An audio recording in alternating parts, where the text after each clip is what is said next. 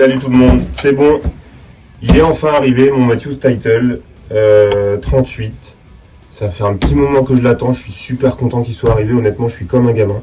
J'ai la sensation de sortir mon premier arc à poulie de sa boîte, c'est vraiment cool. Petit aparté, au début, donc j'ai mis un peu de temps à me décider à choisir cet arc là, parce que le Title c'est un arc qui est sorti en 36 pouces et en 38 pouces dans Trax. Je pensais qu'avec mes 30 et demi d'allonge, c'était pas un arc pour moi. Et finalement, quand on voit des mecs avec des grandes allonges sortir avec ces arcs-là, je me suis dit que finalement, ça pouvait le faire. Donc, je l'ai commandé chez l'Archerie et il est enfin arrivé.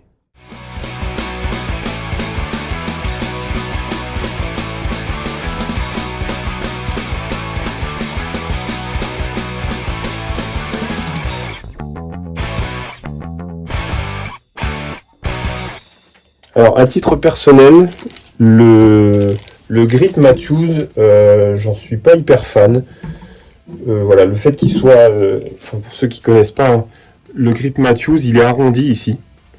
Il est arrondi. Alors, il est très agréable hein, à l'extérieur. C'est vrai que c'est vraiment agréable de ne pas avoir le contact directement avec la poignée.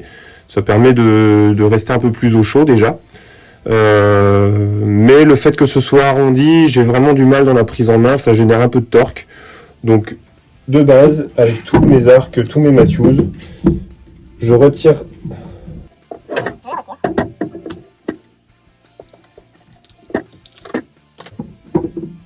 Et une fois que c'est enlevé, je viens mettre, comme sur tous mes arcs, les grippes DL Design. Voilà, c'est les side plates, l'équivalent side plate comme c'est appelé chez Matthews, qui sont faits Cocorico en France par David. Et franchement, j'ai jamais été embêté.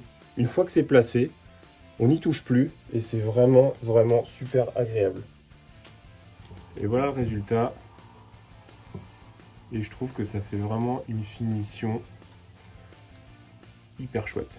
Une première arc de cible aussi chez Matthews à accueillir cette nouveauté-là, c'est le Bridge Lock qui va permettre à tous les possesseurs d'un viseur Axel de venir le placer directement dans la poignée. Je trouve ça vraiment sympa.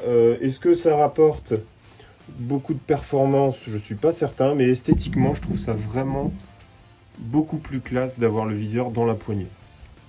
Donc dans un premier temps, je fais comme ça. D'ici peu de temps, je vais recevoir une molette directement, comme celle qu'on peut avoir sur les platines de viseur standard. Molette qui va venir directement à la place de ça.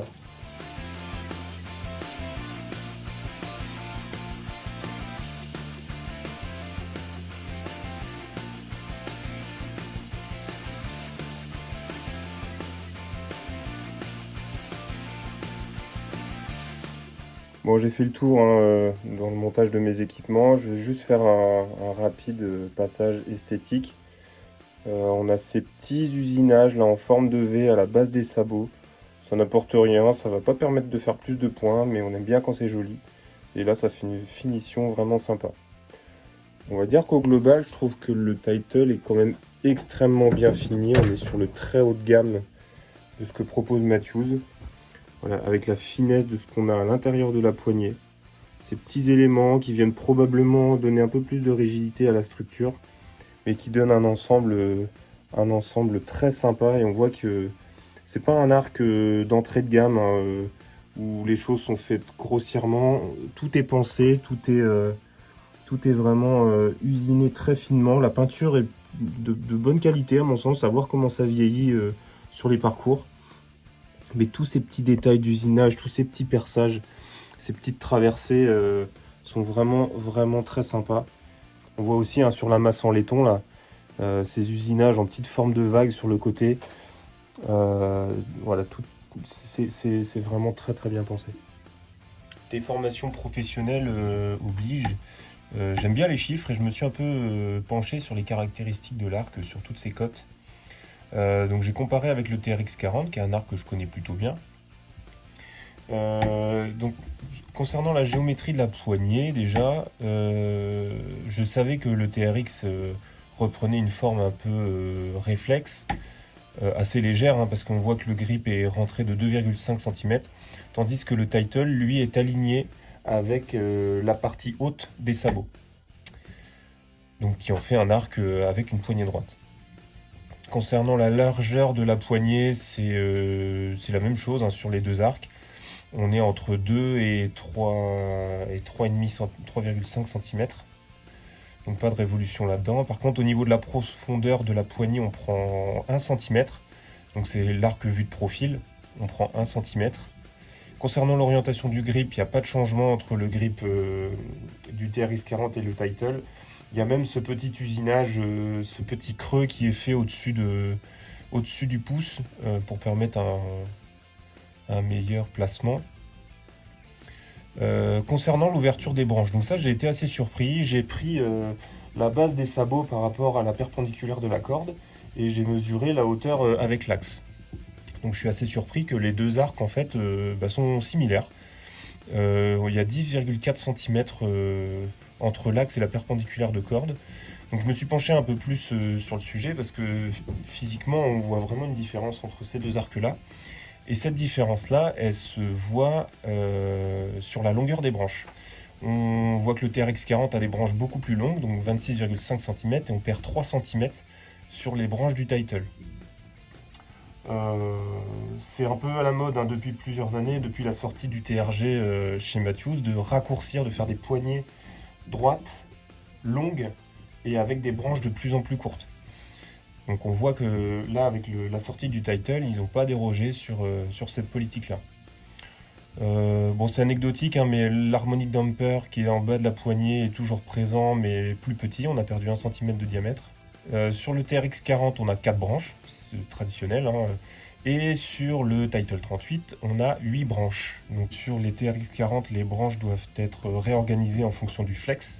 Je me pose encore la question de comment je vais réorganiser les 8 branches sur cet arc-là. Est-ce que je garde le même principe des positions en Z? Je vais me renseigner. Et concernant la largeur des sabots, alors là c'est vraiment le gros point, la grosse différence sur cet arc, c'est qu'on prend 2 cm de largeur. Ça fait vraiment très imposant.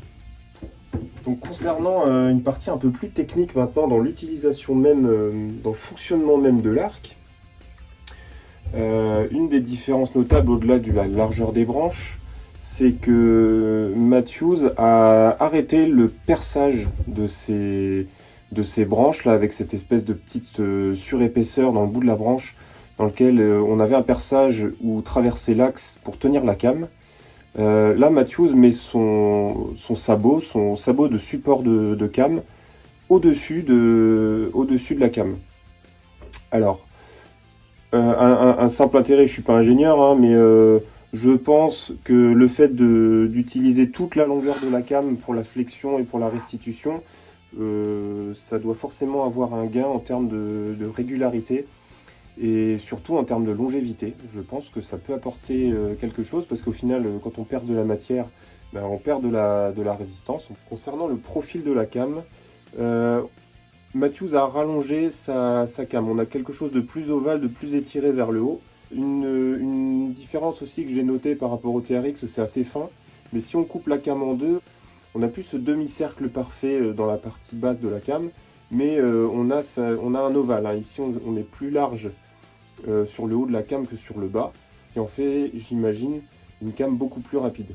Une chose que j'aime beaucoup sur le Title et que j'ai regretté un peu sur le TRX, c'est le système de cameline qui est le même système que le Allon X, que la série Allon. C'est-à-dire qu'on a un câble qui vient faire la jonction entre deux disques de chaque côté de la came pour permettre à la came d'être parfaitement en ligne. Je ne sais pas pourquoi Matthews a laissé tomber ce système sur la série TRX, mais en tout cas c'est vraiment un point que j'aimais beaucoup sur le Allon. Ça apportait beaucoup plus de stabilité dans l'arc, et je trouve que c'est vraiment une bonne idée d'avoir récupéré cette innovation. Dernière chose sur la came, cette petite pièce en laiton qui est intégrée directement dans la came Donc pour des raisons évidentes, pour augmenter l'inertie au moment de la rotation de la came et donc donner encore plus de vitesse. Autre point que j'aime beaucoup sur cet arc, c'est l'écarteur de câble. J'en parlais tout à l'heure hein, dans les descriptions un peu plus physiques de l'arc. Mais là, l'écarteur de câble, il plonge. Contrairement au TRX, où l'écarteur était sur la perpendiculaire de la corde, ici, il est incliné pour se placer directement à même hauteur que le passage de la flèche. Donc ce qui de 1 va permettre de mettre des empennages plus hauts. Mais le deuxième avantage que moi je lui trouve, c'est que j'ai fait mes petites mesures. Et en fait, la distance entre l'écarteur de câble et la came du haut est exactement la même que la distance entre l'écarteur de câble et la came du bas. Alors pourquoi c'est une innovation? Alors moi j'imagine que en termes de réglage de synchro, quand on aura besoin de faire des réglages, donc c'est-à-dire un demi-tour en haut, un demi-tour en bas, on n'aura pas besoin de tirer 5, 10, 15 flèches avant que l'arc se donne sa synchro exacte. On n'aura plus de problème d'écart de synchro et ça c'est cool. Bon, c'est bon, les équipements sont montés. C'est le moment de tester. Première flèche avec le title.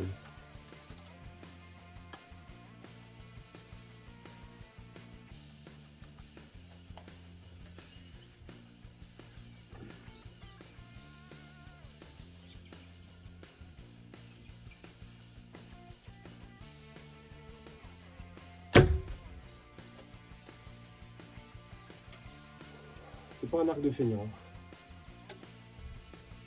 Clairement pas un arc de feignant.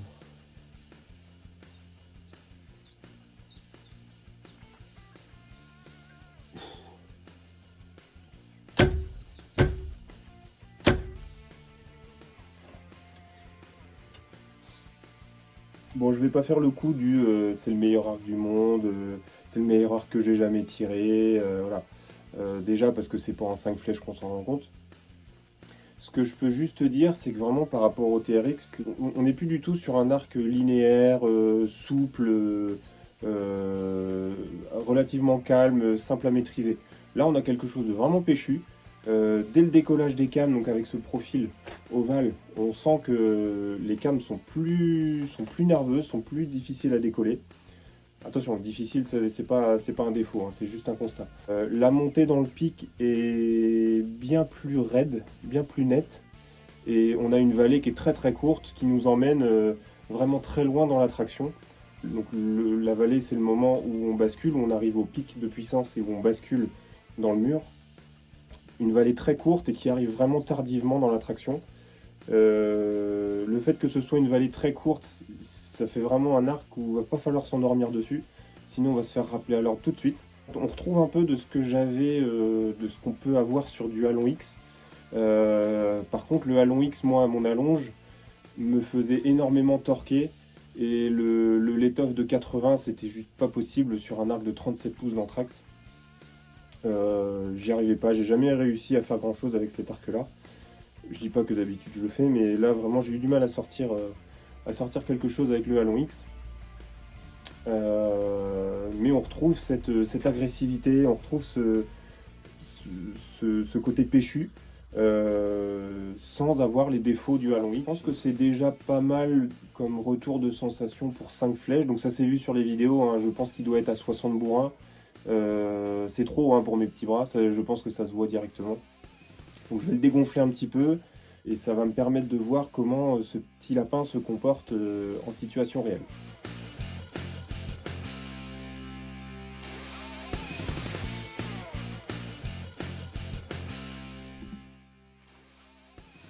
Bon, les premières sensations hein, avec le title, clairement, hein, ceux qui attendent un petit arc tout sympa, tout confort, qui va aller coller dedans tout seul, vous pouvez passer votre chemin, ça va pas du tout vous convenir. Vaut mieux rester sur un TRX avec des modules V en 40-50, là vous aurez un arc confortable. Le title là, ça va être une tuerie sur le parcours. J'ai vraiment hâte d'envoyer ça sur le parcours pour voir ce que ça va donner, parce que je pense que les sensations vont être dingues. La sortie de flèche est juste ultra rapide. Évidemment je l'ai dégonflé un petit peu, hein, j'étais à 61 livres et demi sorti d'usine. Donc là, je l'ai redescendu à la même puissance que ce que j'avais sur le TRX. Donc je confirme hein, que même avec tous les équipements, la sensation de linéarité du TRX, on la retrouve moins sur le Title. On reste sur un arc qui est agressif, qui a envie d'en envoyer, qui est rapide et qui demande qu'une chose, c'est qu'on lui meule dessus pour pas se faire ramener dedans. Sinon ça fait des dégâts. Globalement, Matthews, c'est ça, hein, c'est des arcs où faut tirer dessus et il faut avoir le dessus sur l'arc pour que ça les pousse dedans. C'est ce qui m'intéresse aussi, hein, c'est pour ça que je suis depuis si longtemps chez Matthews et que je suis revenu chez Matthews. C'est que voilà, on n'a pas un tir attentiste, on n'est pas dans l'observation, on est vraiment dans l'action, on est acteur de son tir. Et c'est super intéressant comme arc. Je teste ça demain à 50 mètres. Je vais faire quelques prises, je vais voir pour vous faire quelques retours. Et donc on voit ça demain. Bon, après vérification, le Camlin n'est pas top sur l'arc, donc ça veut dire que les flex de branches sont à revoir. Donc là je vais m'occuper de ça, je suis au club de la Sam Cherbourg là. On a une presse Last Chance à dispo, donc je vais m'occuper de la réorganisation des flex de branches.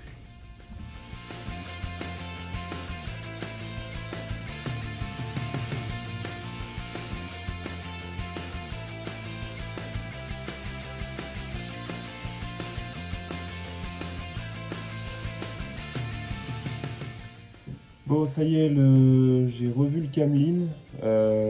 C'est bon en haut, c'est à corriger un petit peu en bas, mais je pense que quand les câbles vont se placer, ça sera peut-être un petit peu mieux. Honnêtement, hein, j'ai eu du mal. Quand il y a 4 branches, c'est assez simple de les intervertir. Là, il y a 8 branches avec 8 flex différents. Alors, j'ai pas réussi tout seul, hein, j'ai demandé de l'aide à un ami. J'ai demandé de l'aide à Pierre de Thune by Brisson. Monsieur Brisson. Moi, n'ayant pas trop le temps, j'ai préféré lui demander conseil directement. Voilà, donc là, au bout du deuxième essai, j'ai réussi quand même à avoir quelque chose de propre. Deuxième essai, ça m'a quand même pris pas loin de 3/4 d'heure hein, pour pouvoir tout démonter et remonter. Donc moi je vous conseille de ne pas faire ça tout seul, demandez conseil à ceux qui savent, à ceux qui peuvent vous le faire, et vous gagnerez beaucoup de temps. Bon, petit tour dehors, évidemment comme 80% du temps à Cherbourg, aujourd'hui il pleut. Donc je vais me mettre à couvert et commencer à voir ce que ça donne.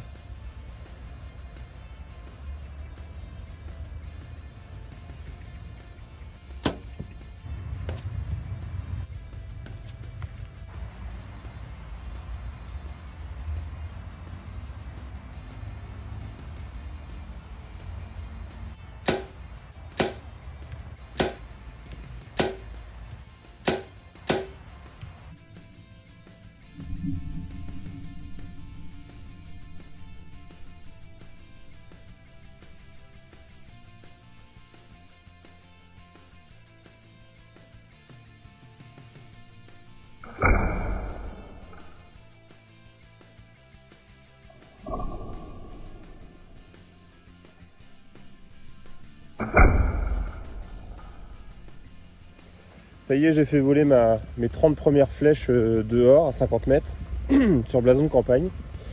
J'ai pété une encoche. Bon, 5 à gauche, mais j'ai pété une encoche. Je suis super content du vol de flèches. J'avais une inquiétude là-dessus suite à la réorganisation des branches, mais le vol de flèches est vraiment bon. Le groupement est bien meilleur qu'avec mon TRX, mais j'avais pas fini de régler le TRX. Je vais avoir quelques ajustements à faire au niveau de la répartition des masses, parce que j'ai gardé la même qu'avec le TRX. Donc là, anthrax plus courte, poignée plus courte, je sens qu'au niveau stabilisation, il va falloir revoir tout ça. La traction, enfin le cycle d'armement est radicalement différent hein, de celui du TRX. Il va vraiment falloir que je m'habitue avec ce pic qui est beaucoup plus loin dans la ligne de traction, je dirais. Donc ça fait forcer beaucoup plus longtemps.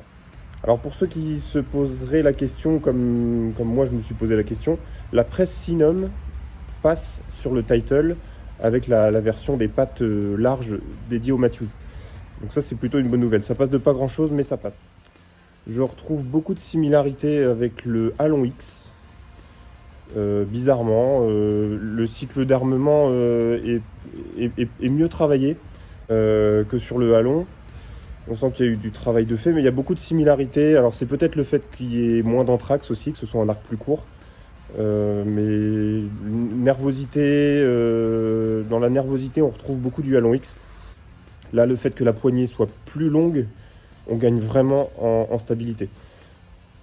Pour les grandes allonges, il y a quand même une différence avec le TRX, TRX8, TRX40 au niveau de la stabilité, mais je pense que ça peut se régler en mettant un peu les mains dans la stabilisation.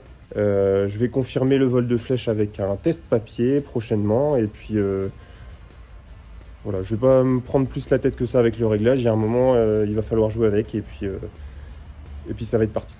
Merci d'être resté au bout de ce format un petit peu plus long que d'habitude pour vous présenter le Title 38. J'attends encore 2 nouveaux équipements prochainement que je vais monter sur cet arc-là. J'aurai le plaisir de vous refaire une vidéo à ce moment-là, quand j'aurai tout reçu. D'ici là, continuez de bien vous préparer pour l'extérieur et on se retrouve bientôt.